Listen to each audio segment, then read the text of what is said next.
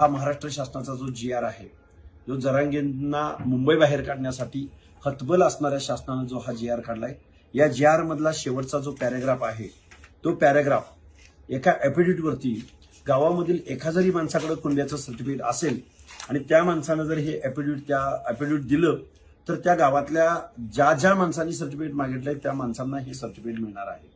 याचा सरळ सरळ अर्थ असा आहे की या जी.आर.द्वारे जो बोगस कुणबी सर्टिफिकेटचा सुळसुळाट गेल्या दोन वर्षापासून महाराष्ट्रात आहे, त्याच्यामध्ये आता जास्त प्रमाणात वाढ होणार आहे.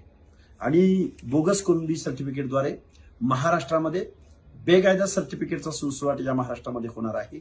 आणि पर्यायानं या जी.आर.द्वारे ओबीसीच्या आरक्षणाच्या नरडीचा घोट घेण्यात आलेला आहे. ओबीसी बांधवांना आमचे हात जोडून कळकळीची विनंती आहे की तुम्ही उद्या तहसील कार्यालयावरती, जिल्हाधिकारी कार्यालयावरती ज्याला जमेल तिथं त्या माणसांनी या जी.आर.ची पहिल्यांदा होळी करायची आणि तहसील कार्यालयामध्ये, जिल्हाधिकारी कार्यालयामध्ये आपलं निवेदन द्यायचं आहे.